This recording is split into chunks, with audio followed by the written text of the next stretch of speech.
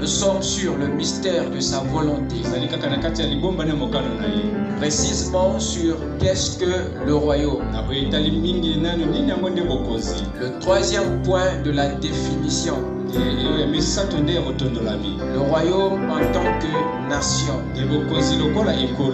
Nous allons nous attarder sur la gouvernance royale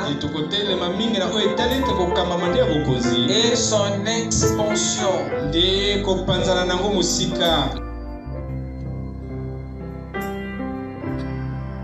Que le Seigneur vous bénisse.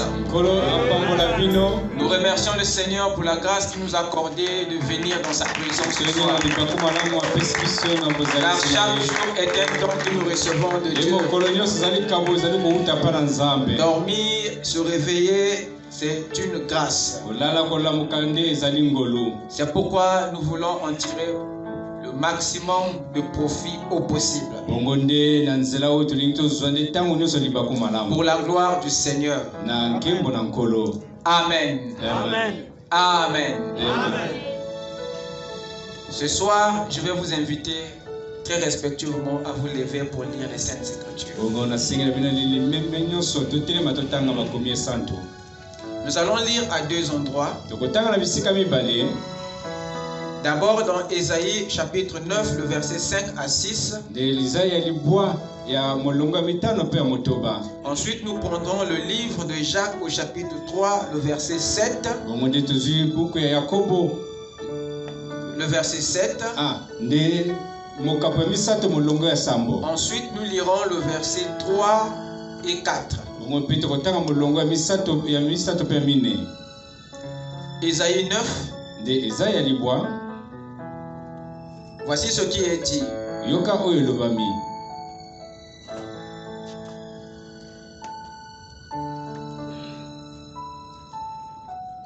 Car un enfant nous est né. Un fils nous est donné. Et la domination reposera sur son épaule.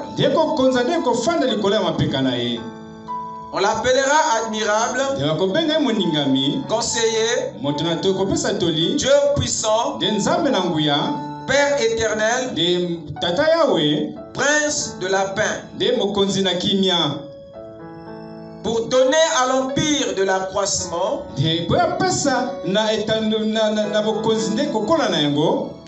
et une paix sans fin au trône de David et à son royaume.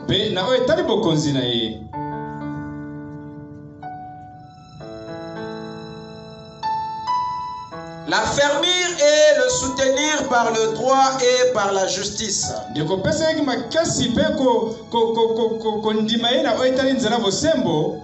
Dès maintenant et à toujours.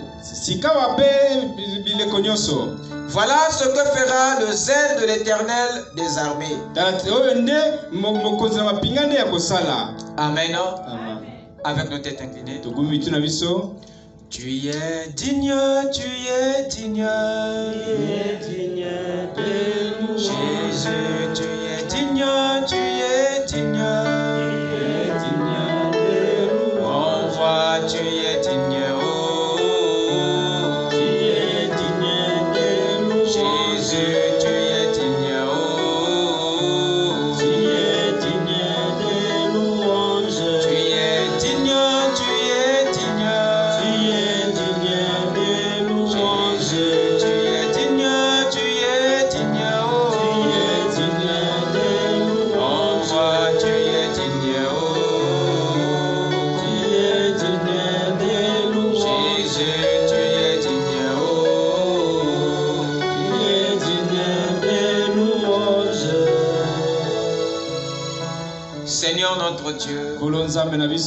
Merci infiniment, Père, pour le privilège que tu nous as accordé de comparaître dans ta présence en face de ton trône de grâce, car nous avons besoin de ta miséricorde pour vivre, Seigneur. Nous te remercions, ô Dieu, pour ton œuvre de Golgotha qui nous accorde le pardon de nos péchés et la rédemption, Seigneur. Oh Dieu, tu as été notre secours. Tu as été notre pourvoyeur. Tu as été notre protection. Et tu continues à l'être ce soir. Et tu le seras aussi demain et à toujours. Nous te demandons, Père, de jeter ton regard compatissant sur nous. Car il y a derrière chaque cœur des requêtes enfouies. Laisse que ton œil qui parcourt toute la terre puisse regarder le besoin de ton peuple. Accorde à chacun, Seigneur, selon le fardeau de son cœur. Ne laisse personne sortir d'ici de la manière qu'il est venu, Seigneur. Que la résurrection ait lieu dans chaque âme. Que Christ revienne dans chaque cœur. Afin que ta venue soit scellée dans ton épouse. Et que l'enlèvement ait lieu, Père. Bénis tes saintes écritures. Tout homme qui a été à l'école peut tourner les pages de ce livre. Mais pour donner la vie, cela nécessite la présence du grand Saint-Esprit. Alors toi qui étais avec les apôtres, toi qui étais avec William Branham, toi qui étais avec le pasteur Lys, descends ce soir dans la continuité et nous bénir par ta présence. Nous demandons, Seigneur, à tous les démons qui ne confessent pas ton nom, de libérer cet endroit, de libérer les corps et d'aller dans les lieux arides sans chemin de retour. Car nous sommes un peuple déjà délivré par l'œuvre de Christ à la croix. Maintenant viens, Seigneur, que ton règne vienne dans nos vies, dans le nom de Jésus-Christ. Amen. Je vous prie de vous asseoir pendant que nous ouvrons dans Jacques chapitre 3.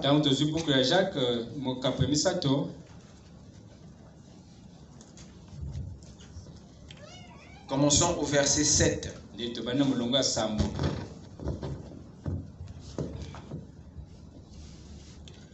Toutes les espèces de bêtes et d'oiseaux, de reptiles et d'animaux marins sont domptés et ont été domptés par la nature humaine. Toutes les espèces de bêtes, d'oiseaux, de reptiles et d'animaux marins sont domptés et ont été domptés par la nature humaine. Le verset 3 et 4. Si nous mettons le morse dans la bouche des chevaux, c'est pour qu'ils nous obéissent. Nous dirigeons aussi leur corps tout entier. Si nous mettons le morse dans la bouche des chevaux, c'est pour qu'ils nous obéissent. Et nous dirigeons aussi leur corps tout entier. Voici même les navires qui sont si grands et que poussent des vents impétueux, sont dirigés par un très petit gouvernail. Sont dirigés par un très petit gouvernail. Au gré du pilote. Amen. Que le Seigneur ajoute ses bénédictions à la lecture. Ce soir, nous allons avancer dans notre révélation. Nous sommes sur le mystère de sa volonté. Précisément sur qu'est-ce que le royaume. Le troisième point de la définition. Le royaume en tant que nation. Nous allons nous attarder sur la gouvernance royale et son expansion. La gouvernance royale et son extension.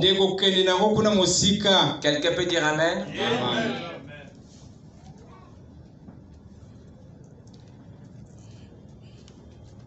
On appelle gouvernance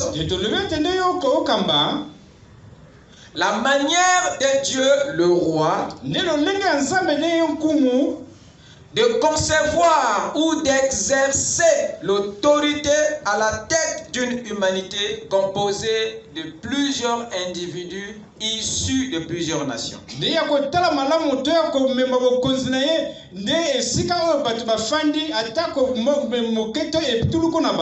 Je répète, la gouvernance royale, qu'est-ce que c'est? C'est la manière de Dieu, le roi, de concevoir. Parce qu'il y a la manière des hommes de concevoir la gouvernance. Mais il s'agit ici de la manière de Dieu de concevoir la gouvernance et sa façon à lui de l'exercer à la tête de l'humanité, composé d'individus issus non d'une nation. Vous êtes avec moi? Amen. Mais de toutes les nations de la terre. Nous parlons ici de la gouvernance de Dieu sur l'humanité. Il y a l'homme qui a sa conception sur la gouvernance. Et nous avons longtemps fonctionné. Nous avons longtemps été impactés, influencé par la manière de l'homme de gérer, la manière de l'homme d'exercer l'autorité, la manière de l'homme de gouverner. Mais il est maintenant temps de prendre ce que Dieu, la manière que Dieu avait déjà conçue, d'adopter la manière de Dieu d'exercer la gouvernance. Car le Dieu que nous servons n'est pas un président, ni un premier ministre, même pas un vice-président. Le Dieu de la Bible, c'est lui qui a créé les cieux et la terre, est un roi. Et c'est de lui que vient notre façon de comprendre le leadership. C'est de lui que doit venir notre façon à nous de gouverner la terre. C'est de lui que doit venir ta façon à toi de gérer les ressources, de gérer les domaines, de gérer les les circonstances de la terre. Donc notre système de gestion doit normalement venir du Père. Mais la chute nous a déconnectés de ce programme. Voilà pourquoi nous avons adopté la manière de Satan de faire. Voilà pourquoi nous avons les problèmes. Adam et Ève n'étaient pas les seuls individus sur lesquels Dieu voulait régner. N'étaient pas les seules personnes sur lesquelles Dieu voulait gouverner. Dieu voulait gouverner aussi sur le reste de l'humanité qui était encore en eux, mais sous la forme de ses membres.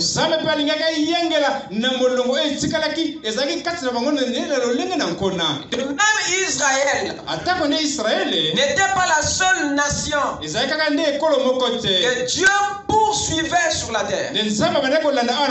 Dieu voulait étendre sa gouvernance sur d'autres nations de la terre. Mais à partir d'Israël, Israël est perçu par Dieu comme un point de départ, comme un échantillon de sa gouvernance sur la terre. Quelqu'un peut dire Amen? Amen. Dans Romains 15, verset 12, nous voyons l'apôtre Paul reprendre l'écriture d'Ésaïe. Il reprend la prophétie d'Ésaïe là-bas, qui parlait au sujet du règne. Le règne du rejeton d'Ésaïe. Il dit ceci là-bas. Ésaïe dit aussi, il sortira d'Isaïe un rejeton qui se lèvera pour régner sur les nations.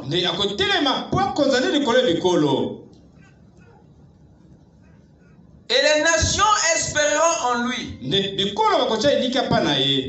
Et ici, il est montré de façon prophétique que le rejeton qui devait sortir d'Isaïe, qui était le père de David, celui-là devait venir pour régner. Si vous regardez très bien cette prophétie, vous verrez qu'il y a deux messages là-dedans. Le premier message, c'est le règne ou la gouvernance du rejeton. Donc vous voyez que le règne ou la gouvernance est le but de la venue du rejeton. Il sortira d'Isaïe un rejeton qui se lèvera pour régner sur les nations. Le but de la venue de ce rejeton, c'est le règne. C'est le règne. Ça, c'est le tout premier message qu'il faut saisir. Que le rejeton ne vient pas pour autre chose sinon que pour régner. Non sur Israël, une nation, mais sur les nations, y compris Israël. Il s'agit là de l'humanité. Dieu ne voit pas que Israël dans son plan. Il n'y a pas de lui. Dieu ne veut pas s'arrêter qu'à Israël. Raison pour laquelle il s'était tourné pour regarder les gentils. Parce que sa vision à lui incorpore l'humanité tout entière. Donc le premier message dans cette prophétie montre ici que le règne ou la gouvernance du rejeton est le but de sa venue. Et deuxièmement, nous voyons ici que les nations sont ici la cible de sa gouvernance. Les nations sont la cible de son règne. Donc d'après Romains 15:12, le Seigneur ne vient pas pour Golgotha. Le Seigneur ne vient pas pour le salut. D'après cette prophétie, le rejeton ne vient pas pour la gloire. Il ne vient pas pour Golgotha. Il ne vient pas pour le salut. Mais le rejeton vient pour régner. Quelqu'un peut dire Amen? Amen. Parce que cette prophétie d'Ésaïe montrait là le but, le vrai but de sa venue. Il s'agit là de l'objectif final du Seigneur.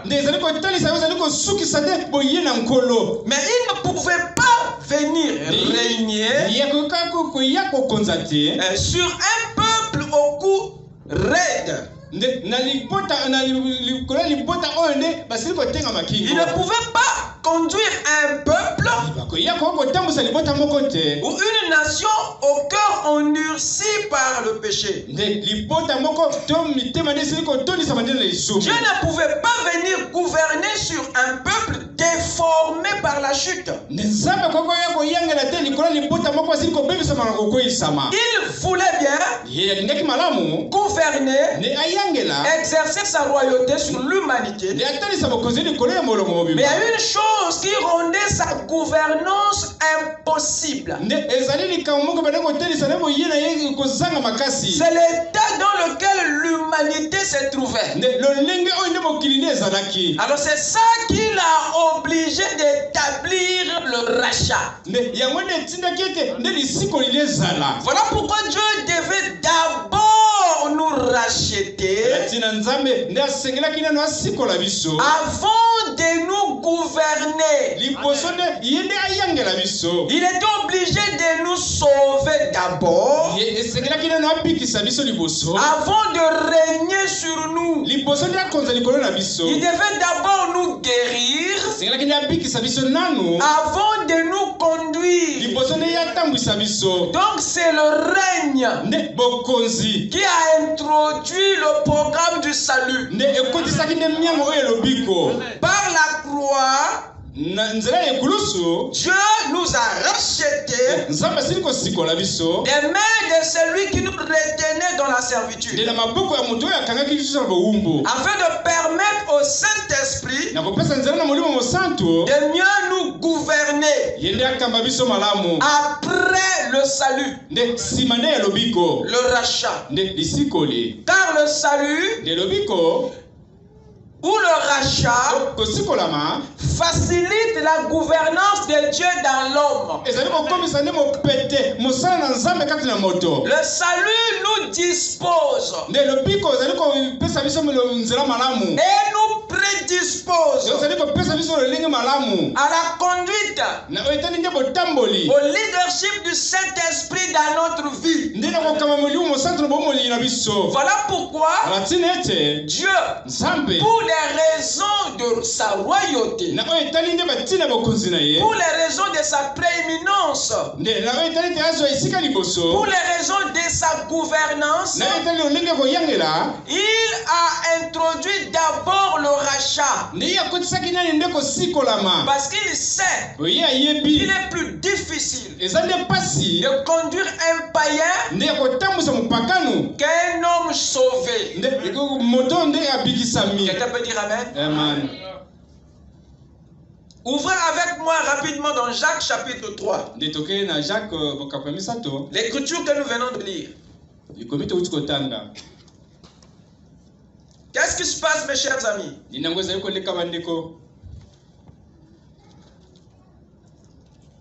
Voilà ce qui est dit ici. Le verset 7. Le verset 7.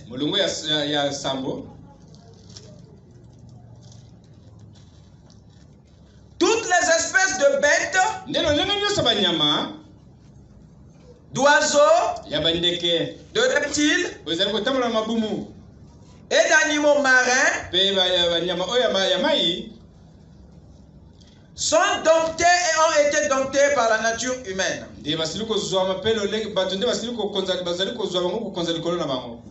Vous écoutez ça? Amen. Alors, quels sont les animaux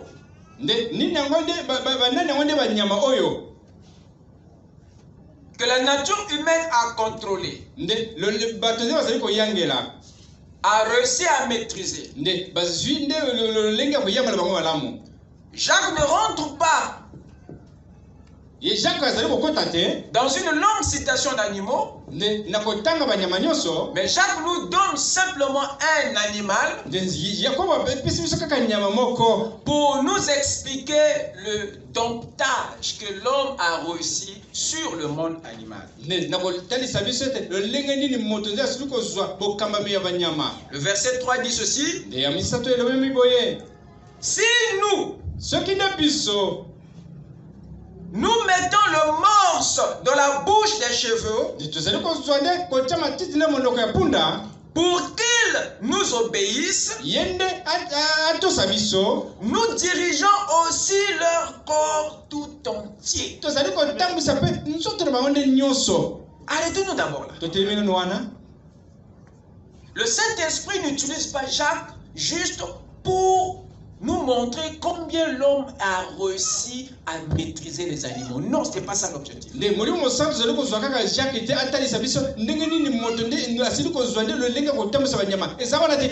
Saint-Esprit montre les exploits de l'homme dans la nature pour vous montrer les exploits du Saint-Esprit en vous.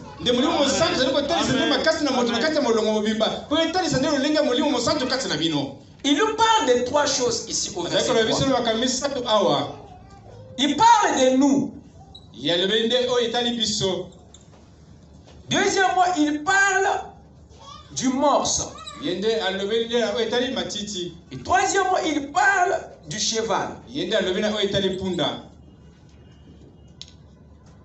dit que si nous mettons le morse dans la bouche des chevaux,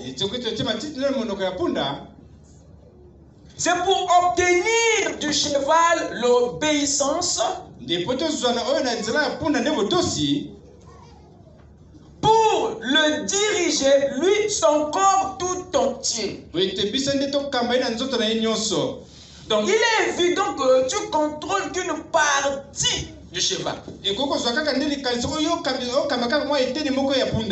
Mais si tu veux contrôler le corps du cheval tout entier, c'est-à-dire son être tout entier,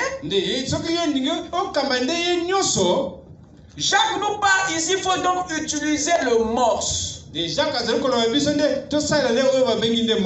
Le morse ici, qu'est-ce que c'est? Le morse est un instrument métallique qu'on place dans la bouche du cheval pour le gouverner. Et la seule chose qui nous permet de diriger le cheval,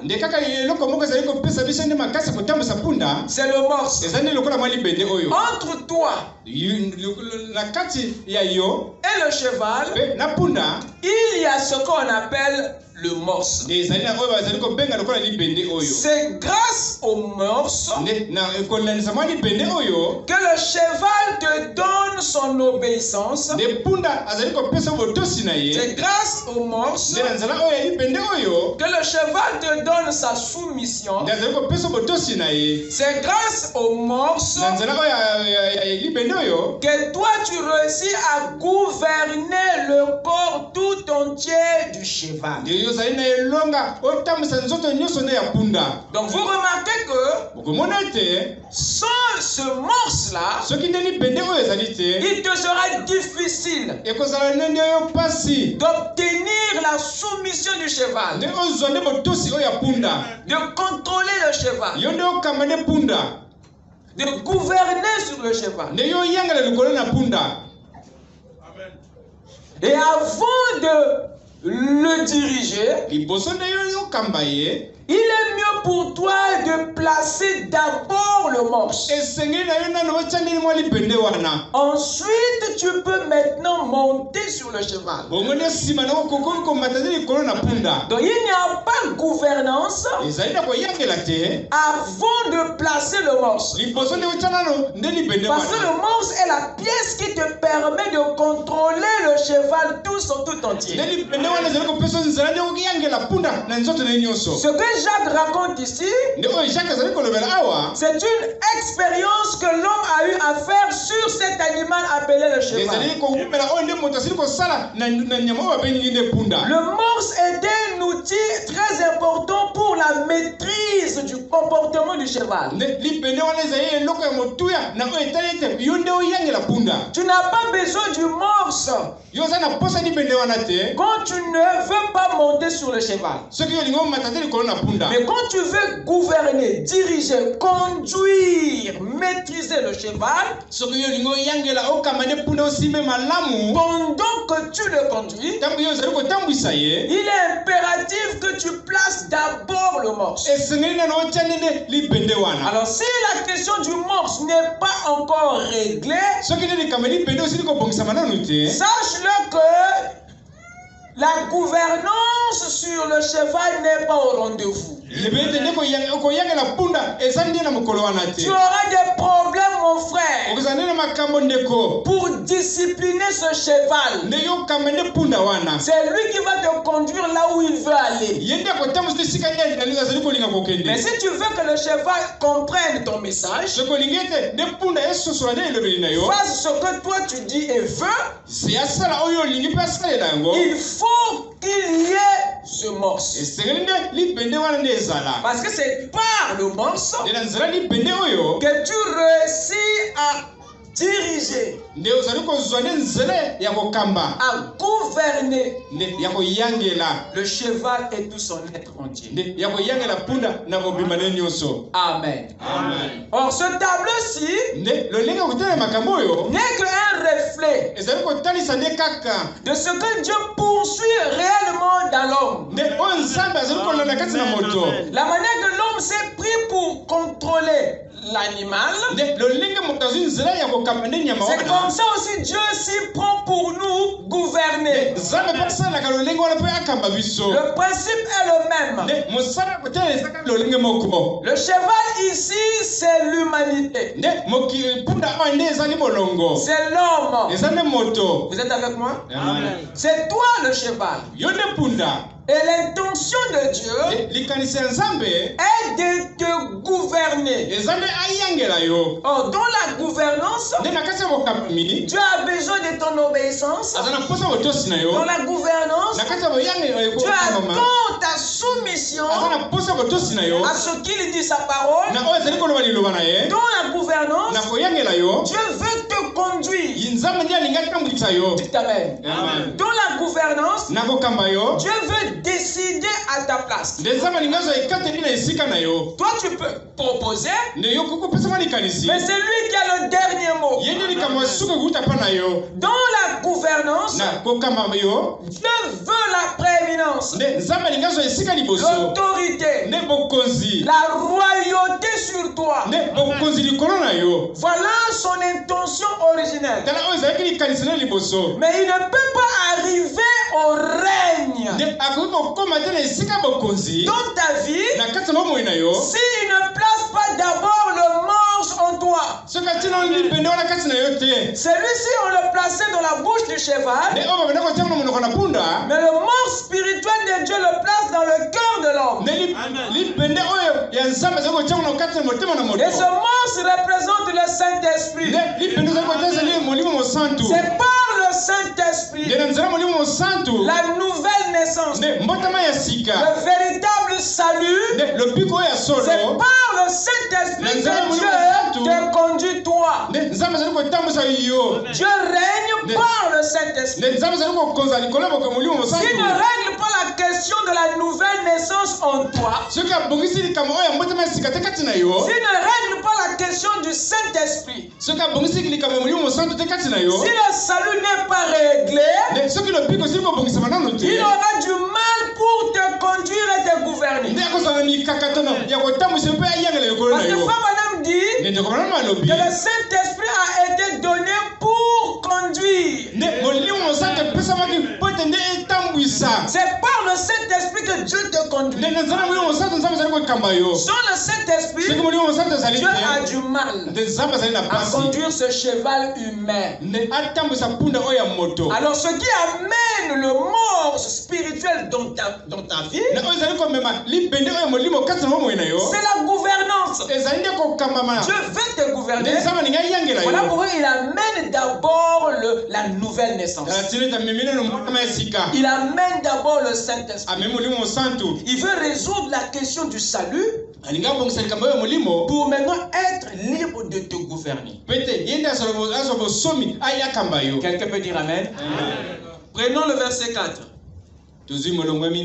Il dit ceci. Voici même les navires qui sont si grands et que poussent des vents impétueux, sont dirigés par un très petit gouvernail au gré du pilote. Amen. Ici au verset 4, il parle de navires. Des navires au pluriel. Deuxièmement, il parle du gouvernail. Troisièmement, ici, il parle de qui? Du pilote.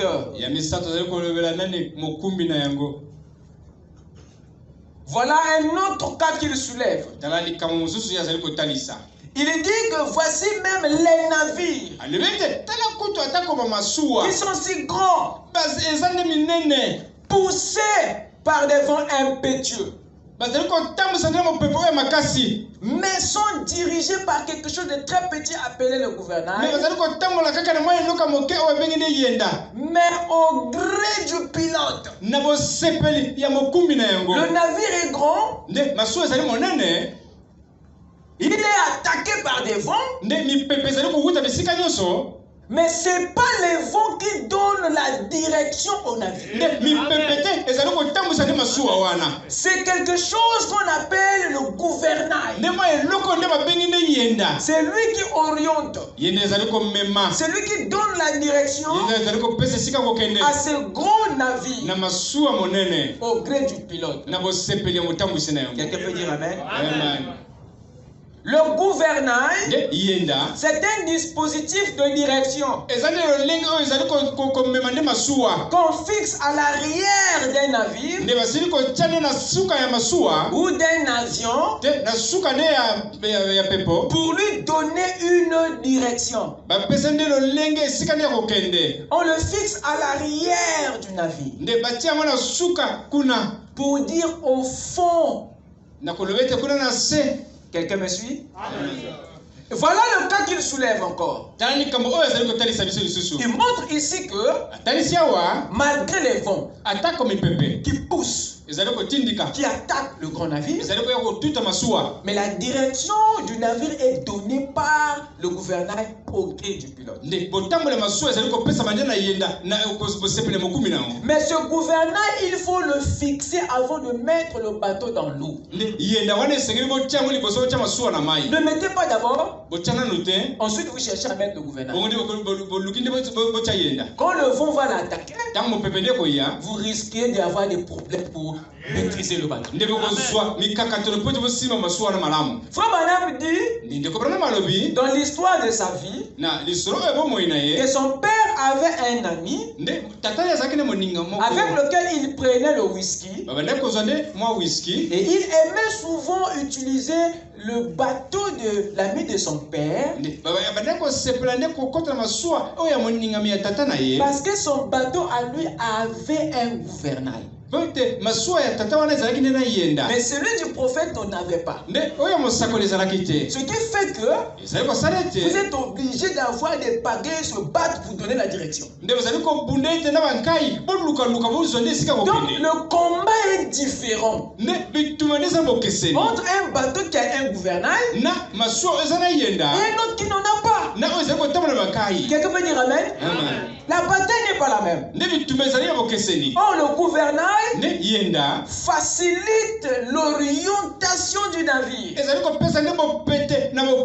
Alors c'est le même cas qu'ici. C'est le même exemple. Voilà l'homme qui est le pilote donne la direction à un grand navire grâce à un petit dispositif mis à l'arrière du navire appelé gouvernail. Dieu agit de même. Il veut nous donner à chacun une direction divine.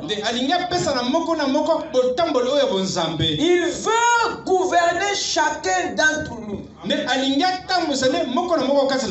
Parce que sachez-le que sur ce fleuve de la vie, si tu n'es pas conduit par Dieu, tu es foutu. Alors ne t'engage pas dans ce grand fleuve de la vie si tu n'as pas été fixé à l'arrière.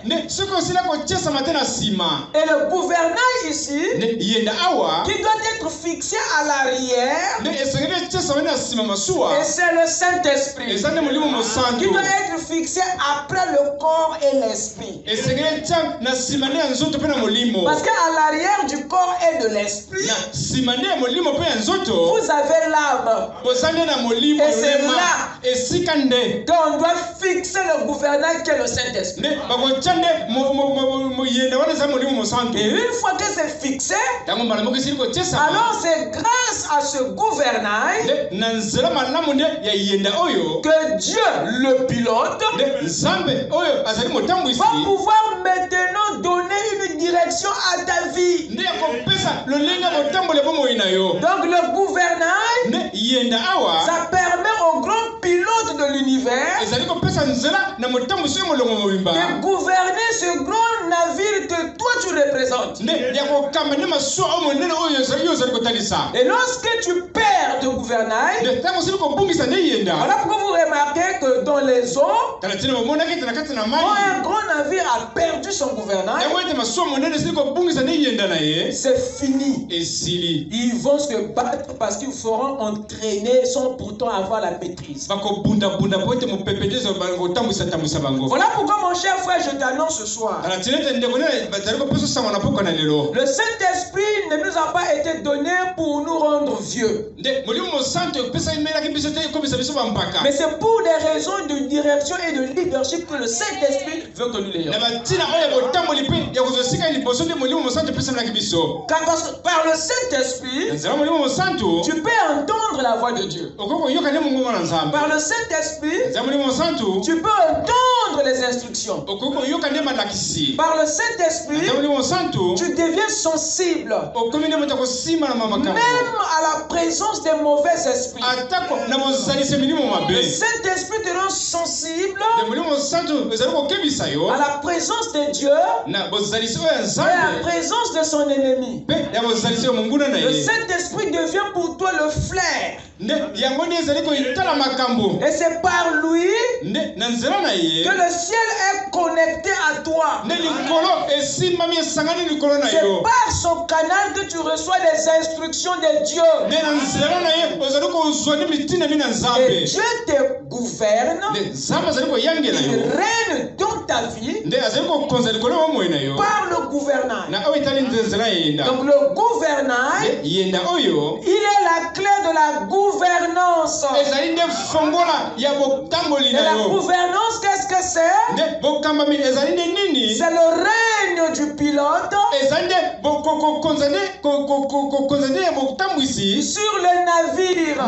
Et c'est la même chose avec le morse. Dites amen. Amen. C'est la gouvernance. C'est la gouvernance. Alors pour quel but le pilote va fixer le gouvernail? C'est pour gouverner. Le but pour lequel le cavalier fixe le morceau, c'est pour diriger le cheval. Il n'y a pas conduite du cheval avant le morse. Il n'y a pas gouvernance du navire avant le gouvernail. Ça va vous compliquer la vie. Voilà pourquoi Dieu a pensé résoudre la question du péché avant de revenir dans l'homme. Parce que s'il revient et que la question du péché n'est pas réglée dans l'homme, il ne va rien conduire. Il ne va rien contrôler. Donc c'est le règne. C'est son millénium qui a introduit Golgotha. Donc Golgotha n'est pas l'objectif final, mais une étape du parcours. Mais l'objectif que Dieu poursuit, c'est le règne en nous. Mais il ne peut pas régner avant de placer le morse. Il ne peut pas régner avant de fixer le gouvernail. Sinon, il sera un spectateur dans ta vie. Mais lui, il veut être un actionnaire. Dites amen. Amen. Et sauf que nous ne voulons pas lui donner cette opportunité de placer le morse en nous, de fixer le gouvernail dans notre vie.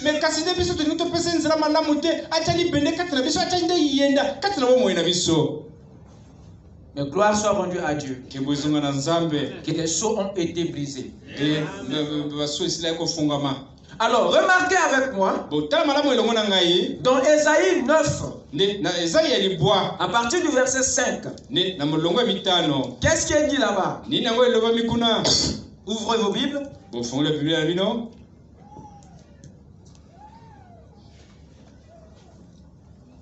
Un enfant nous est né, un fils nous est donné, et la domination reposera sur son épaule. On l'appellera admirable, conseiller, Dieu puissant, Père éternel, Prince de la paix, pour donner à l'empire l'accroissement et la paix sans fin au trône de David et à son royaume, pour l'affermir et le soutenir par le droit et par la justice, dès maintenant et à toujours. Voilà ce que fera le zèle de l'Éternel.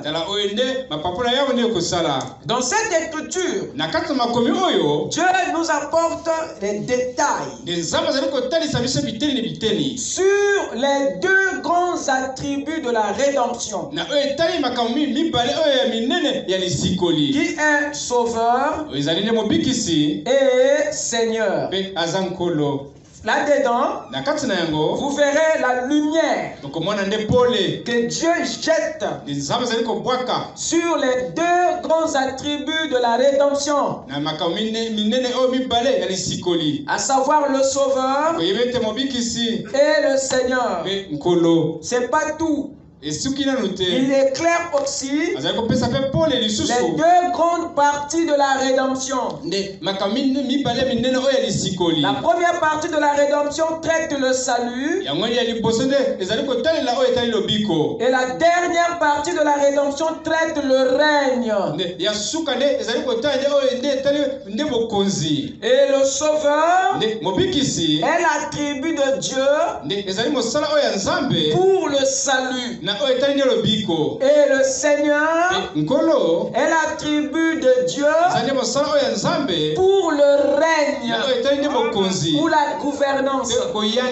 Dieu exerce l'autorité, il exerce la prééminence, il exerce la gouvernance sous un attribut particulier qui est très moins étudié par l'Église, qui est l'attribut du Seigneur. Mais le Seigneur était dans le Sauveur. C'est le Seigneur qui a aidé le Sauveur à monter à Golgotha. C'est le même esprit, c'est le même Dieu, mais qui a revêtu des fonctions selon les périodes précises. À un moment de la vie, il était sauveur parce que cet attribut de sauveur a des choses qu'il peut régler sans cet attribut de Seigneur. Il y a des choses que le sauveur a fait que le Seigneur n'a pas fait. Et le sauveur est l'attribut du Seigneur même pour le salut. Et le Sauveur est un autre attribut du Seigneur mais pour le salut. Et le Seigneur est un attribut du Sauveur mais pour le règne. C'est le même esprit. C'est comme moi je suis là. Je suis un père dans ma fonction de famille. Je suis aussi un chauffeur dans ma fonction de conduite. Mais je suis chauffeur. Autant que chauffeur, je déplace un véhicule ou un engin. Donc c'est une fonction qui me permet de faire quelque chose de particulier, qui est différent de l'autre. Chaque attribut de Dieu permet à Dieu de faire quelque chose de différent, de précédent. Et quelqu'un me suit? Alors nous avons ici la rédemption. Et il y a cet attribut qui ouvre la rédemption. Le Sauveur est l'attribut de Dieu au début de la rédemption. Et le Seigneur est l'attribut du même Dieu à la fin de la rédemption. Il y a un qui ouvre, il y a un autre qui boucle. Mais il s'avère que nous avons très mal étudié les détails du Sauveur et les détails du Seigneur. La plupart des temps, nous n'avons pas vraiment une nette image de la fonction du Sauveur à la différence de la fonction du Seigneur. La religion nous a tellement embrouillé là-dessus. À un certain moment, ça se confond. Bien que c'est le même esprit, mais il faut que l'Église parvienne à faire une nuance dans ses attributs. Qu'est-ce que Dieu a réglé au temps où il était sauveur? Et qu'est-ce qu'il accomplit dans son attribut de Seigneur? Ici, il règle la question du salut. Mais là, il amène son autorité, son règne dans celui qu'il a déjà sauvé. Dieu ne peut pas régner dans celui qui n'a pas encore sauvé. Le règne de Dieu dans ta vie exige d'abord le salut en toi. L'absence du salut en toi va empêcher Dieu à te contrôler. Ce qui amène Dieu à te sauver,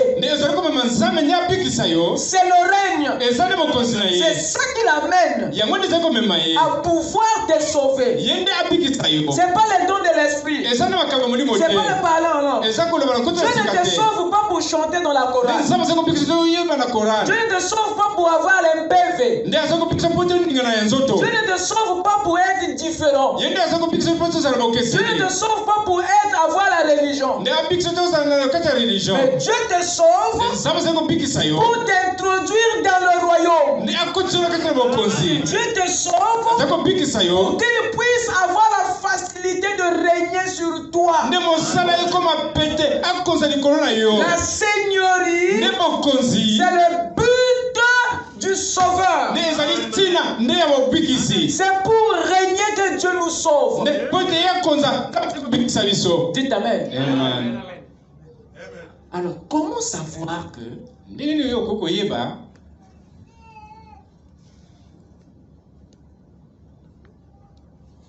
comment savoir que Dieu règne maintenant dans ma vie? Ça, c'est ce que nous allons voir. Vous avez les signes du salut, mais vous n'avez pas les signes du règne, de son règne en vous. Alors remarquez ici, il y a 6 détails que cette prophétie d'Ésaïe nous apporte. Cette prophétie nous parle premièrement d'un enfant.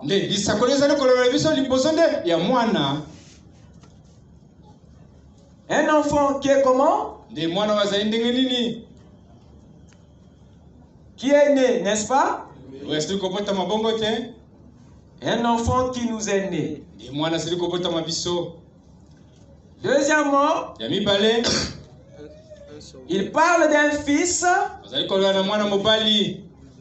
qui nous est quoi? Qui nous est donné. Et troisièmement, il nous parle de la domination qui le posera sur quoi? Sur son épaule, qui est le 4e détail.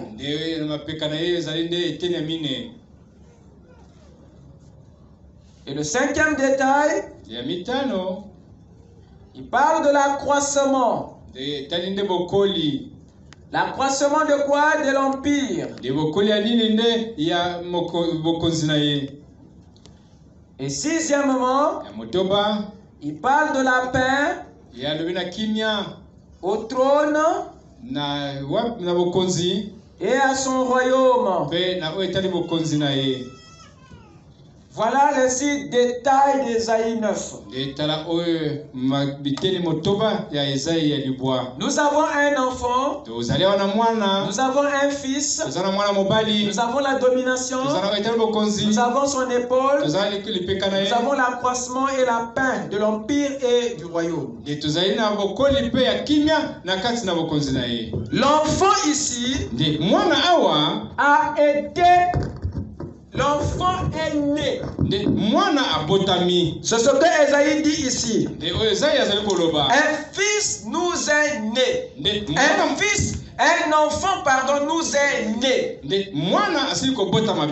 Un fils nous est donné. Et la domination reposera sur son épaule.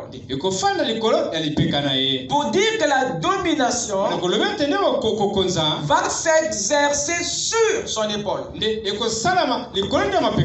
J'aimerais que nous fassions un petit voyage tout autour de ces 6 éléments.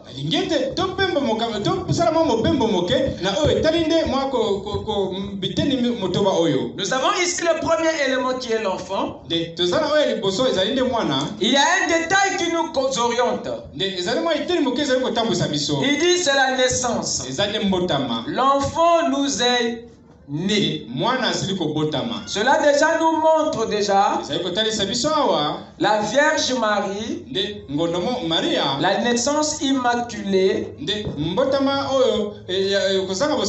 L'enfant ici désigne Jésus. L'agneau, le sacrificateur, le corps immaculé conception, né de Marie. Alors il est né pourquoi? Pour cet enfant qui est né a une mission. Ce corps a un travail. Cet agneau a un boulot. Sinon il ne serait jamais né. Et tous ceux qui voient le jour sur la terre portent une mission en soi. Et l'enfant est né pour quelque chose. Et il est né pourquoi? Il est né pour rétablir notre relation avec Dieu. Par le sacrifice de son sang offert sur l'autel de Golgotha. Parce que c'est dans cet enfant le corps né de Marie où se trouvait le sang. Où se trouvait le sang dont la race déchue d'Adam avait besoin pour expiation. C'est en lui où se trouvait le sang. Donc nous avons besoin pour repartir dans la relation avec Dieu. Parce que ce qui nous ouvre la porte de la relation, c'est ce qui était dans ce corps immaculé. Alors le sang était le sacrifice que la croix attendait, que l'autel de Golgotha attendait. C'est comme l'autel du sacrifice qui attendait le sang pour changer l'humeur de Dieu vis-à-vis du peuple. Donc voilà ce que représentait l'enfant. C'est le corps dans lequel se trouvait le sang. Et Dieu savait s'il ne pourvoit pas un corps, il n'y aura pas le sang. Parce que s'il envoie l'esprit à la place du corps, l'esprit ne peut pas produire le sang. L'esprit ne peut pas mourir. Alors il faut envoyer un corps qui peut mourir et produire le sang pour l'expiation des péchés de la race d'Adam. L'enfant est né, mais le fils, lui, il n'est pas né, mais le fils nous est donné. Ceci est un langage prophétique. Cela nous amène à une interprétation prophétique. Le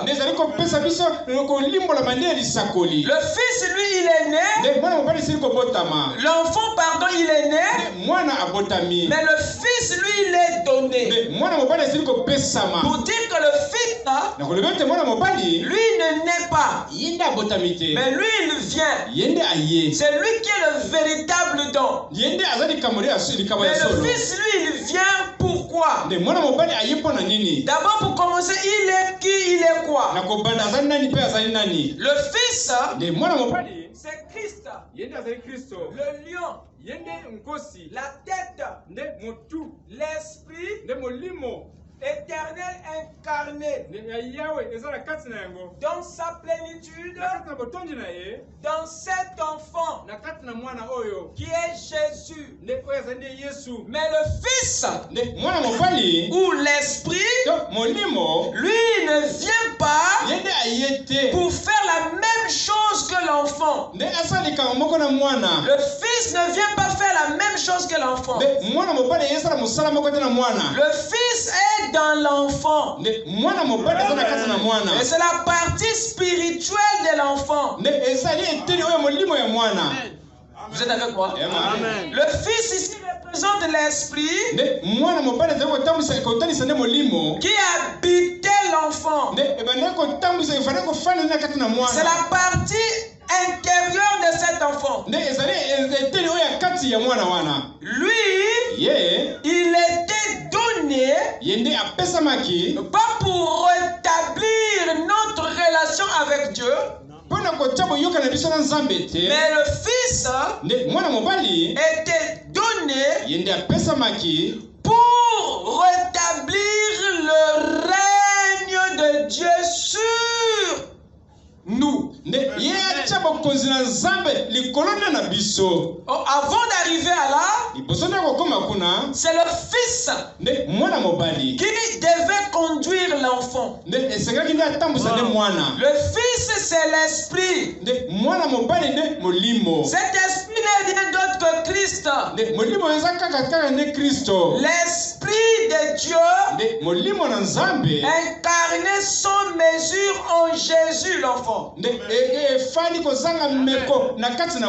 Alors c'est Christ qui conduisait Jésus, le corps. Et le Christ en Jésus, son but était d'établir le contrôle de Dieu sur Jésus.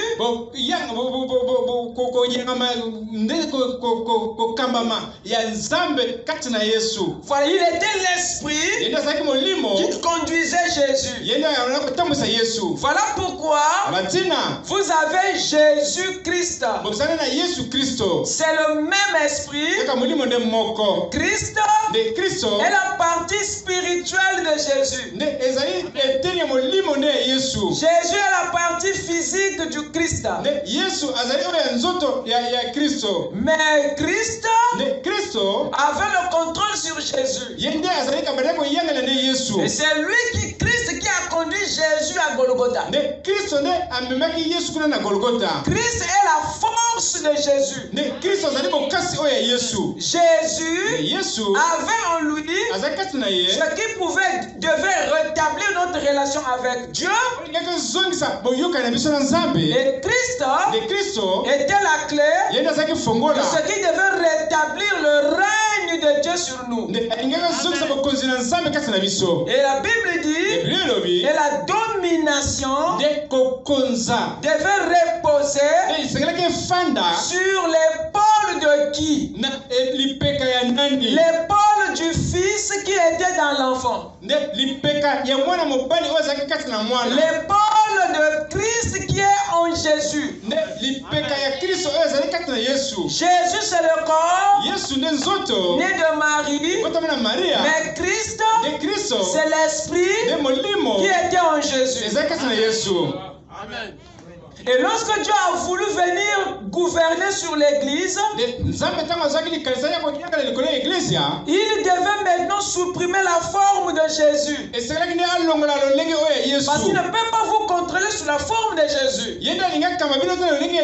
Voilà pourquoi Jésus disait non, le Père vous enverra le consolateur. Alors, le consolateur dont il parlait, c'est Christ qui était en lui-même. Parce qu'il savait qu'il ne peut pas venir dans l'église sur les individus ou dans les individus sous la forme de Jésus. Parce que Jésus, c'est la forme physique de Christ. Et Christ est la forme spirituelle de Jésus. Or, la prééminence ou la gouvernance, Dieu ne peut que l'avoir sur nous s'il perd la forme de Jésus pour venir maintenant dans la forme de Christ. Qui est toujours Jésus mais sous la forme spirituelle. Et quand Dieu vient sous la forme spirituelle au sein de son église, ce n'est plus pour rétablir la relation, mais c'est pour régner dans la vie de tous ceux dont Jésus a connecté au Père. C'est sous la forme esprit Christ que Dieu exerce la domination. Dieu exerce la gouvernance. À la Pentecôte, il devait venir pour avoir la prééminence dans la vie des individus qu'il venait de sauver à la croix. Et la prééminence n'est possible que quand l'enfant vient dans la forme du Fils. Quand Jésus vient dans la forme de Christ, l'Esprit. Oh, dites Amen. Voilà pourquoi vous êtes appelés le corps de Christ, pas le corps de Jésus. Vous êtes appelés le corps de Christ. Parce que Christ est l'esprit qui habite dans vous. Et ça fait de vous le corps de Christ. Vous n'êtes pas le corps de Jésus. Vous êtes le corps de Christ. Et Jésus exerce le contrôle dans votre vie. Que quand il vient dans la forme de Christ, l'esprit, Amen. Christ est la forme de Dieu pour gouverner. Jésus est la forme de Dieu pour sauver. Dites Amen. Alors la domination, qui amène cette domination, c'est le Fils qui vient avec cette domination. Le Fils qui est dans l'enfant, c'est lui qui vient avec cette domination pour exercer cette domination sur son épaule. Et l'accroissement et la paix ne sont que les conséquences de cette domination du Fils en Jésus sur l'épaule.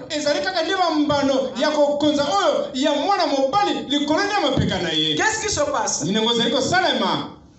Jésus l'enfant est monté à Golgotha pour verser le sang qui règle la question de notre salut. Une fois que Jésus a fait son boulot, il a donné le sacrifice. Alors Christ, l'Esprit, le Fils, vient maintenant sur nous. Parce que la question du péché est conclue, réglée par Jésus. Ou à la croix. Parce que c'est ce péché-là qui l'empêchait de venir en vous. Mais qui devait nettoyer? Ah, c'était Jésus. Voilà pourquoi Jésus, Dieu a permis que Jésus naisse. Parce qu'il a dans son corps le pacte qui nous nettoie. Alors, lorsqu'il répond Le sang, ça permet à l'esprit, Christ qui était dans Jésus, de venir maintenant en nous. Et quand le Fils vient maintenant en nous, c'est pour faire quoi? C'est pour régner sur ceux que l'enfant a sauvés. Le Christ vient pour régner dans la vie de tous ceux que Jésus a sauvés. Et cette domination-là, que le Fils dans l'enfant amène, qu'est-ce que c'est? C'est la gouvernance, c'est la royauté, c'est l'autorité. Dites Amen. De Dieu sur l'Église. Et cette même domination est par ricochet la domination du peuple de Dieu sur la terre. Remarquez une chose. La domination s'exerce sur l'épaule. Vous êtes avec moi? Amen. Cette domination sur le Fils qui vient avec, pour qu'il s'exerce sur l'épaule. Et pour que l'épaule exerce aussi une domination sur le reste du corps.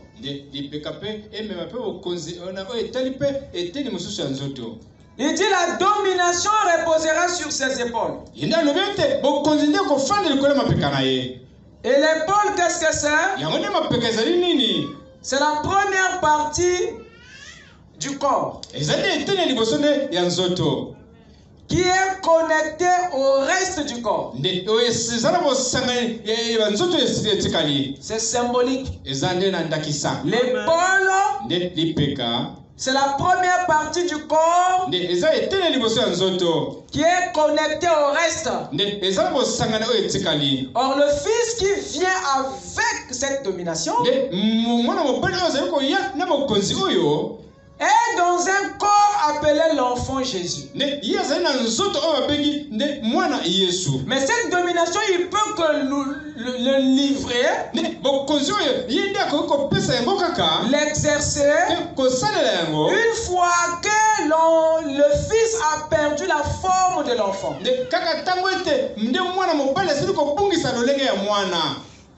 Que Dieu me donne les mots d'un archange pour faire. Vraiment, qu'il le fasse. Je répète. Jésus a le corps dans lequel Christ s'est caché. Et quand Jésus est venu, il avait en lui le Christ, l'Esprit. Mais cet Esprit qui était en Jésus était là en réalité pour régner sur le peuple. Mais cet esprit ne peut pas avoir le contrôle sur nous avant que Jésus ne meure à la croix. Parce qu'en mourant à la croix, c'est par là que nous sommes lavés, nous sommes sauvés. Et une fois que le salut est réglé par Jésus le corps, alors Christ est maintenant libéré pour maintenant s'emparer de nous, parce qu'il vient déjà de payer le prix pour nous. Alors ça lui donne le droit maintenant de régner sur nous. Dieu ne règne dans l'église que sous la forme de l'esprit. Christ est la forme de Dieu pour régner. Dites Amen. Donc la domination de Dieu était en Christ. Et Christ, lui, était en Jésus. Voilà pourquoi la Bible dit que Dieu était en Christ. Dites Amen. Amen. Et Christ portait était venu avec une domination. Et la prophétie dit ici que cette domination, le Fils qui est le Christ, devait l'exercer sur l'épaule. Revenons d'abord sur Christ. Dans Matthieu 16, le verset 13, il y a une conversation entre Jésus et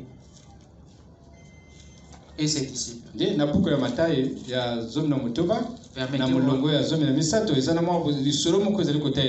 revenir là-dessus, je vous en prie. Jésus étant arrivé dans le territoire de Césarée, demanda à ses disciples, qui dit-on que je suis moi le Fils de l'homme? Vous écoutez ça? Amen. Jésus leur pose la question de savoir qu'est-ce que les disciples connaissaient de lui.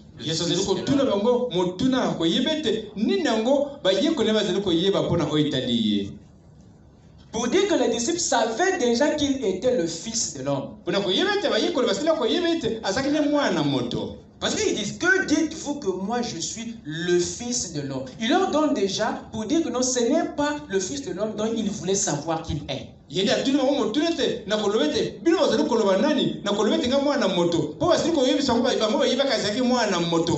dites-vous que moi je suis moi le Fils de l'homme? Donc Jésus voulait savoir si l'Église avait la véritable révélation de son identité. Jésus ne voulait pas en réalité savoir si les disciples savaient qui il était. Non, il voulait savoir si les disciples avaient la révélation de qui était en Jésus.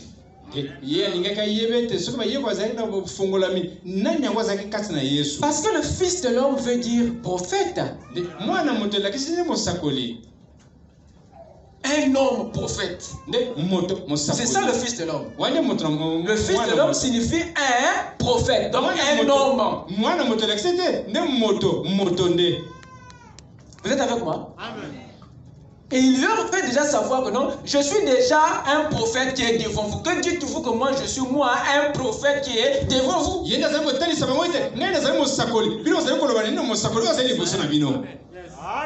Donc, ils savaient déjà que non, il était Jésus qui se tenait devant eux. Donc, le Seigneur savait que les disciples connaissaient qu'il était Jésus. Et il leur pose encore la question de savoir s'ils ont la révélation de qui est dans cet homme Jésus. Voilà le vrai sens de cette question. C'était pas que dites-vous que moi je suis moi Jésus. Non. En fait, qu'est-ce que vous savez de celui qui est derrière Jésus? Alors le Père est descendu en pierre et il a donné la réponse. Et qu'est-ce que c'était? Il dit ceci. Simon Pierre répondit, tu es le Christ. Vous écoutez ça? Amen. Le Fils du Dieu vivant. Tu es le Christ. Jésus, le corps était content parce qu'il y a quelqu'un qui vient de dévoiler ce qui est à l'intérieur. Alléluia. Vous êtes avec moi? Amen. Jésus était content du fait d'être démasqué. Alors comme vous savez maintenant que c'est le Fils qui est dans l'enfant, que c'est Christ qui est dans Jésus, alors vous êtes bénis. Et c'est sur la révélation selon laquelle qui est derrière Jésus que l'Église sera bâtie. Qui est derrière le corps? qui est derrière l'enfant. Donc Jésus voulait effectivement que eux saisissent. Or le Christ en hébreu, c'est la même chose que le roi. On dit amen. Si déjà Jésus avait la certitude qu'ils ont la révélation que moi je suis le roi, donc ils peuvent maintenant comprendre qu'est-ce que le roi vient chercher sur la terre. Christ, c'est le roi. Et le roi court après le règne ou la domination. Mais il ne pouvait pas d'abord régner parce que c'était encore le temps de Jésus de monter à Golgotha. Après que Jésus ait fait son boulot à l'autel de Golgotha, alors Christ revient maintenant à la porte de Côte pour s'emparer de l'église et commencer son règne en nous. Quelqu'un peut dire amen?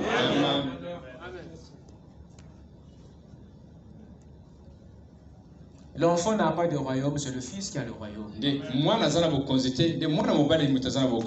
C'est ce que Paul dit dans Colossiens 1, verset 12. Vous pouvez le noter, Colossiens 1, verset 12 à 13. Il dit que où nous sommes transportés dans le royaume du Fils. Dans le royaume du Fils. Le Fils a un royaume. Et si le Fils a un royaume, ça veut dire que le Fils est le roi. Et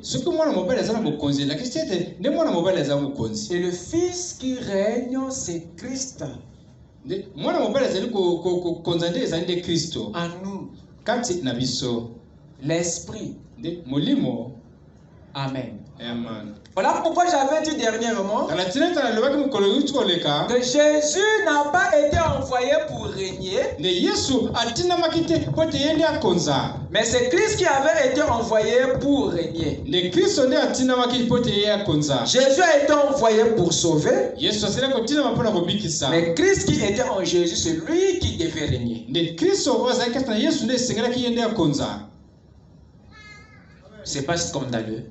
C'est le même Dieu, mais qui travaille dans son attribut de sauveur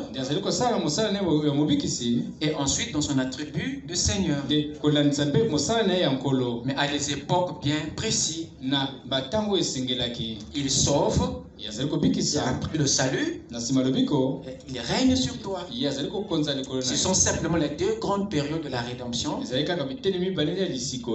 deux grandes tribus de la rédemption. Je vais vous lire une citation pour descendre ensuite.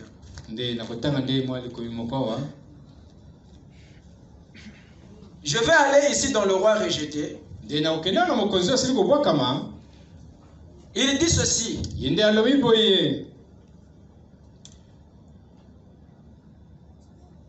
Samuel a eu beau chercher à convaincre les gens.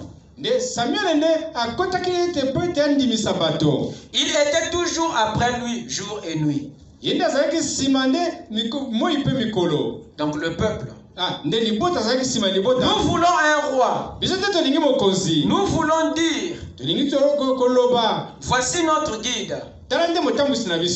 Et ça n'a jamais été la volonté de Dieu. Ça n'a jamais été la volonté de Dieu. Et ça ne sera jamais la volonté de Dieu. Que les hommes règnent sur les uns sur les autres. C'est Dieu qui règne sur l'homme.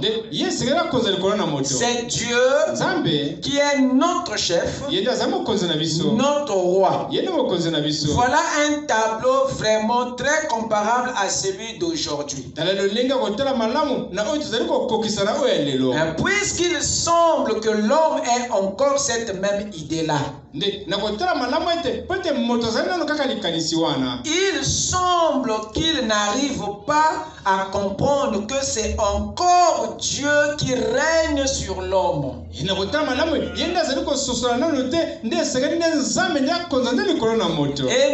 pas l'homme qui règne sur l'homme. Les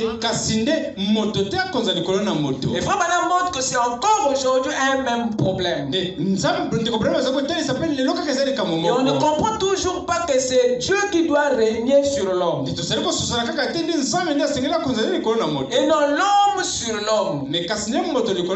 Donc cette prophétie d'Ésaïe montrait que le Fils, quand il va venir, c'est lui qui ramènera le règne de Dieu sur l'homme. Cette domination, c'est le leadership de Dieu sur les hommes. Et cette domination doit venir pour mettre fin au règne de l'homme sur l'homme. Pourquoi il y a des déceptions dans les églises? Parce que l'homme veut prendre la prééminence. Si c'est la parole qui est au-dessus, tous s'humilieront devant la parole. Il y a l'hostilité et résistance.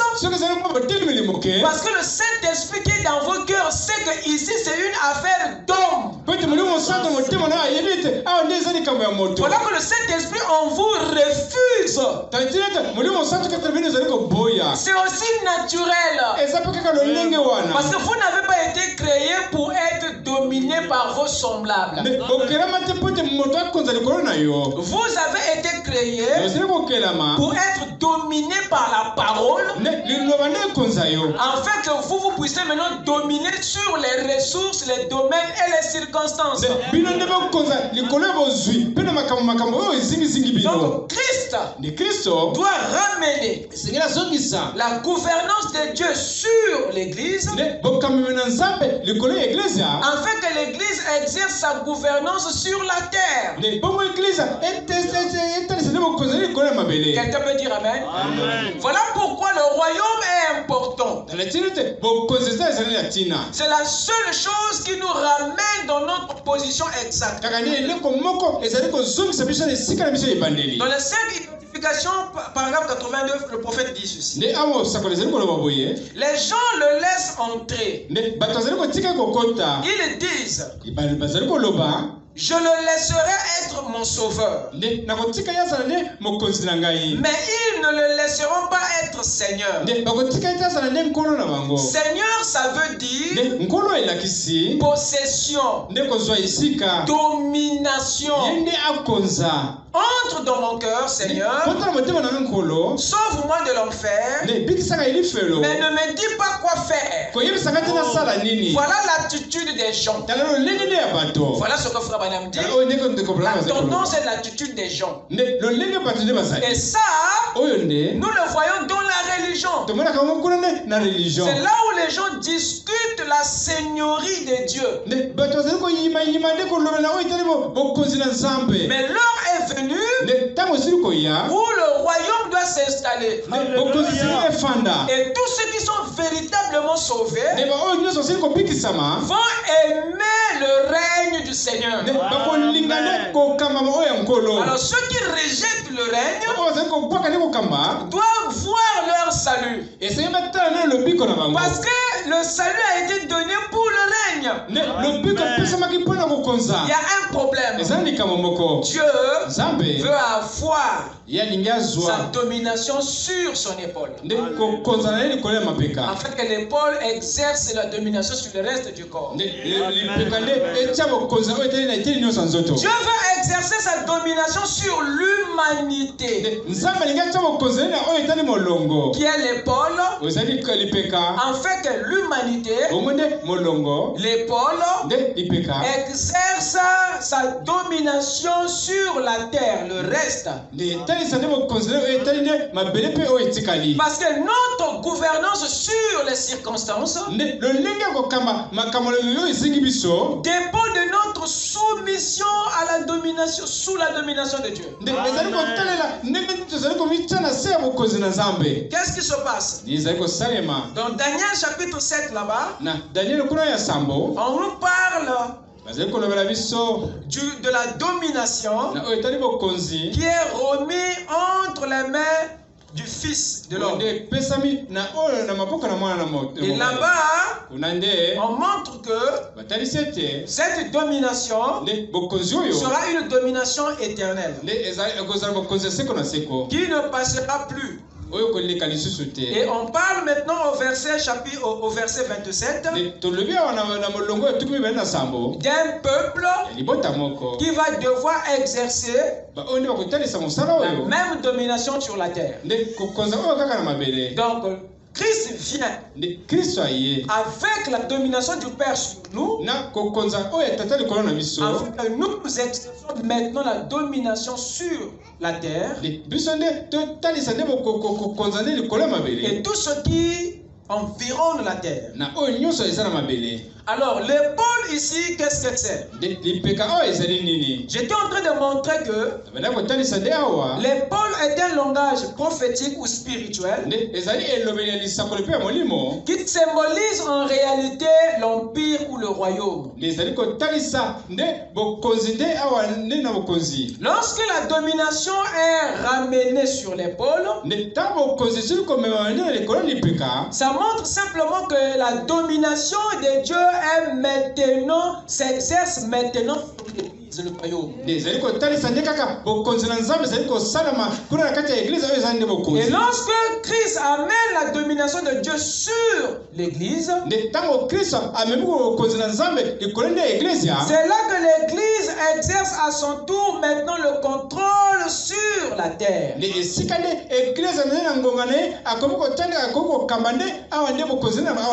Parce que l'humanité est la première partie et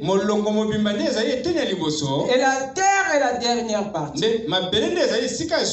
Christ, la tête, influence l'épaule et l'épaule influence le reste du corps.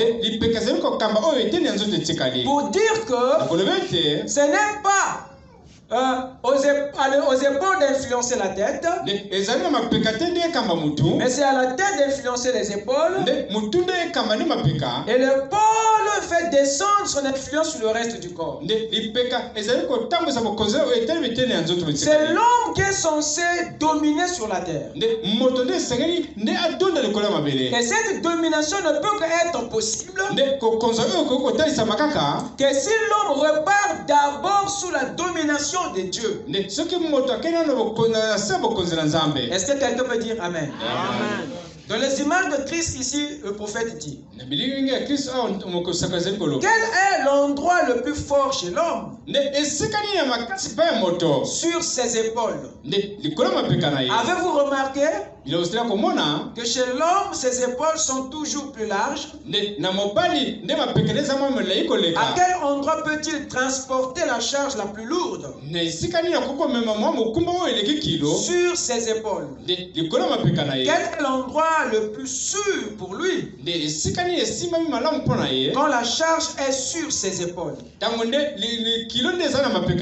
Donc vous comprenez que l'Église est la partie que Dieu compte le plus. Parce qu'il n'y a que vous qui pouvez reproduire sur le reste du corps la domination de Dieu. Ce n'est que l'homme racheté qui peut refléter avec exactitude la gouvernance de Dieu. Raison pour laquelle l'homme déchu a du mal à reproduire la gouvernance royale de Dieu sur la terre. Le péché amène à exercer la gouvernance sur l'homme, son semblable. Mais ce n'est pas ce que le Seigneur veut voir dans l'homme racheté. Et nous sommes le peuple que Dieu a racheté. Et nous sommes ceux-là que Dieu a confié son règne. Et Dieu est persuadé que vous êtes capable de reproduire sa gouvernance. Et c'est une domination par juridiction qui se fait par la parole. Et pour l'exercer sur les ressources, les domaines et les circonstances. Et non sur les semblables. Parce que le prophète dit que Dieu aujourd'hui s'est impliqué dans les affaires des hommes. Remarquez une chose. Quand la domination est maintenant établi, alors ça produit des fruits. Il y a l'accroissement de l'empire et il y a une paix éternelle qui s'installe dans le royaume. Alors une domination, une gouvernance qui ne produit pas ces deux éléments n'est pas la gouvernance royale de Dieu, devient alors la gouvernance de Satan sur la terre. Raison pour laquelle, quand tu es établi dans ta position de roi, il faut qu'il y ait la croissance dans ta vie. Il faut aussi qu'il y ait la paix du cœur. Parce que tu es le royaume de Dieu. Et lorsque ces deux éléments se manifestent, c'est la preuve du règne de Dieu dans ta vie. Parce que la domination amène ces choses. Est-ce que quelqu'un peut dire amen? Amen. Exposé 325.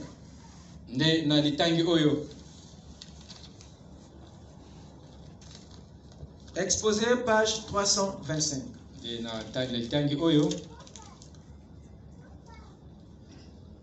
Le prophète dit ceci. Vous savez, nous parlons souvent d'un grand Dieu immuable, dont la parole ne change pas. Et quand nous parlons de lui, de cette façon-là, nous le présentons souvent d'une manière qui nous le rend très impersonnel.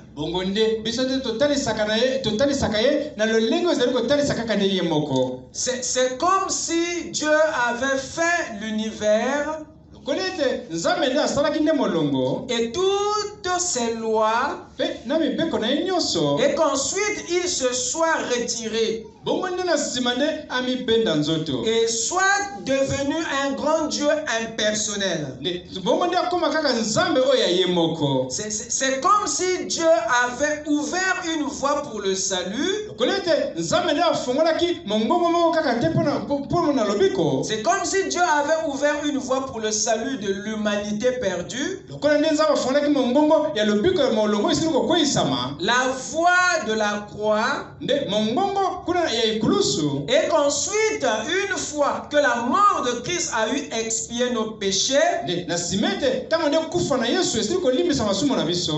que sa résurrection nous a eu ouvert la porte vers lui,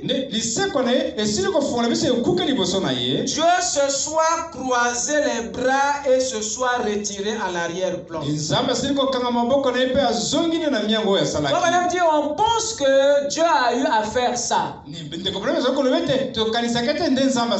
Après la résurrection, après avoir sauvé, on a l'impression que Dieu a croisé ses mains et il est devenu invisible, impersonnel. Et voilà l'impression que nous avons. Et c'est C'est comme si nous cultivons l'idée d'un grand créateur qui, après avoir créé, aurait perdu tout intérêt personnel pour sa création. Je dis bien que c'est là ce que trop de gens ont tendance à penser. Mais c'est une idée fausse. Car Dieu est en train de gouverner les affaires des hommes. En ce moment même.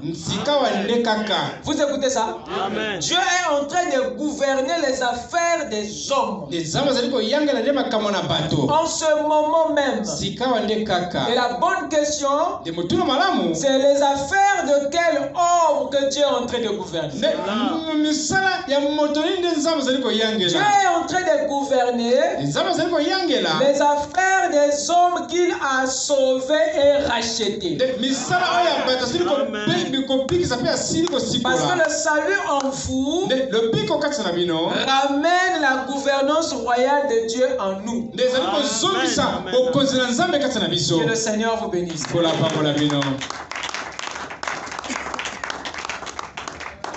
Amen. Nous allons continuer prochainement. Lèvons-nous pour la prière.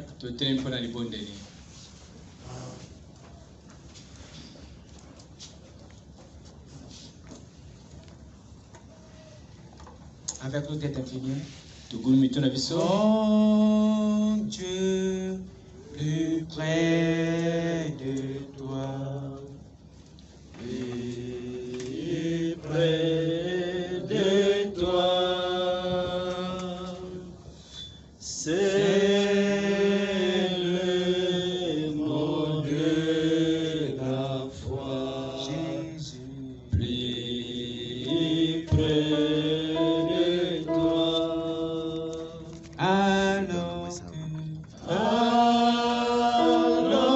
Alors que la souffrance fait son œuvre en silence, toujours plus près de toi, plus près de toi. Que chacun puisse prier pour ce qui le concerne. Prions tous le Seigneur. Seigneur Dieu de tous, Père, je te remercie. Voilà que Seigneur, tu es seul, tu es établi. Merci au Dieu au-dessus. Parce qu'à chaque fois, bien aimé au Dieu, que je te le le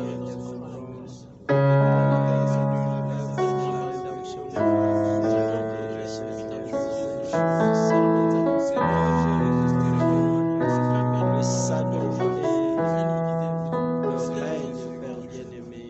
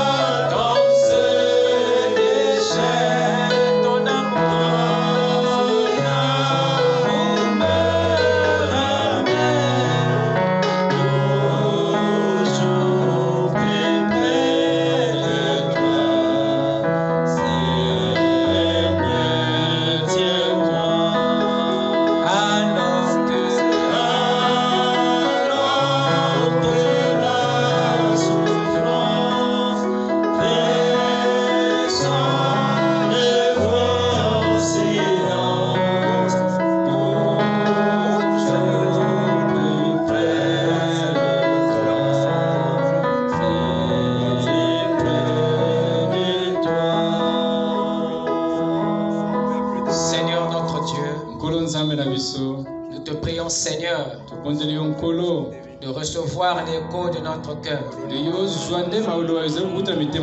Monte avec un cœur sincère vers toi. Oh Dieu, le cri de ton peuple. Seigneur, nous t'appelons, oh Dieu, conformément à la prière que tu nous as instituée sur la terre. Que ton règne vienne. Que ta volonté soit faite sur la terre comme elle est faite au ciel. Oh Dieu, le moment est venu, Seigneur, de prendre possession de chaque enfant de Dieu. Car le salut que tu nous as accordé, Seigneur, c'était pour avoir toi-même la possibilité de nous conduire. Ne laisse plus personne sortir, Seigneur, et rester dans la conduite personnelle de sa vie. Nous te prions, Seigneur, d'arracher le volant de nos mains, Seigneur. Sois le véritable Yakin, le pilier de droite. Descends, Seigneur, et prendre la prééminence dans nos vies. Seigneur, nous voulons que chaque pensée soit soumise à ta parole. Nous voulons que chaque désir soit scanné par la parole. Nous voulons que chaque décision que nous allons prendre, Seigneur, soit inspirée par le Saint-Esprit. Nous voulons que ta parole prime sur nous, Seigneur. Alors, Seigneur, nous te confions chaque secteur de notre vie. Viens diriger nos affaires, Seigneur. Viens diriger nos foyers, Seigneur. Viens diriger nos mariages. Viens diriger nos études. Viens diriger, Seigneur, notre travail. Viens diriger nos pensées. Viens diriger toute notre vie. Seigneur notre Dieu, sois présent, Père, dans nos cœurs, et que l'oreille intérieure soit suffisamment ouverte pour écouter tes instructions. Nous ne voulons plus marcher à l'aveuglette, mais nous voulons marcher par le Saint-Esprit. Seigneur, tu avais promis restaurer le règne, restaurer ta domination sur nous, pour que nous puissions à notre tour dominer sur les domaines, les ressources et les circonstances. C'est pourquoi, Seigneur, donne à chaque enfant de Dieu ce soir le pouvoir de marcher sur les escorpions, le pouvoir de marcher sur les serpents, le pouvoir d'arrêter les vents, le pouvoir d'arrêter les pluies, le pouvoir d'arrêter les tempêtes. Seigneur Dieu, que chacun puisse avoir l'autorité de parler à chaque typhon de sa vie, de parler à chaque tempête de sa vie, et d'ordonner la bonne saison au nom de Jésus. Que la domination vienne sur ton église pour exercer ta gouvernance royale sur la terre. Seigneur, je demande l'assistance du ciel, que l'armée des cieux descende pour accompagner ton peuple dans ces défis et dans ces conquêtes, car cela nous rassure que nous marchons dans la victoire. Ils sont à toi, Seigneur, et nous sommes à toi, Père. Laisse que, Père, que tu marches devant nous comme guide, derrière nous comme protecteur, et en nous comme source de vie. Que ton sang, Seigneur, se dresse comme un mur entre toutes les flèches visibles et invisibles de l'ennemi. Que la grande colonne de feu puisse éclairer nos nuits, Seigneur. Que ta colonne de nuée puisse éclairer nos journées. Seigneur notre Dieu, nous nous confions en toi, Père. Et ton nom est notre bouclier. Et tous ceux qui ont des requêtes enfouies dans les cœurs, qu'ils reçoivent la solution à leurs problèmes. Que tous ceux qui attendent des enfants les reçoivent au nom de Jésus. Que tous ceux qui attendent le travail le reçoivent au nom de Jésus. Que tous ceux qui attendent des augmentations le reçoivent au nom de Jésus. Que tous ceux qui veulent le contrôle des circonstances le reçoivent au nom de Jésus. Tu as promis, Seigneur, que tu ramèneras le pouvoir dans ton église. Elle prononcera la parole et la chose s'accomplira. Que la foi parfaite, que la foi de Dieu même vienne dans chaque cœur ce soir. Et que Père, que chaque enfant de Dieu puisse se déclarer devant les choses pour s'emparer du contrôle. Nous te remercions, Seigneur, de nous avoir adoptés, de nous avoir placés, Seigneur, dans le royaume pour jouir de tous les privilèges de Dieu sur la terre. Car c'est dans le nom de Jésus-Christ que nous nous sommes consacrés tous à toi pour te servir non dans la religion mais dans le royaume. Dans le nom de Jésus-Christ, le Dieu de notre royaume. Amen. Que Dieu vous bénisse. Alléluia.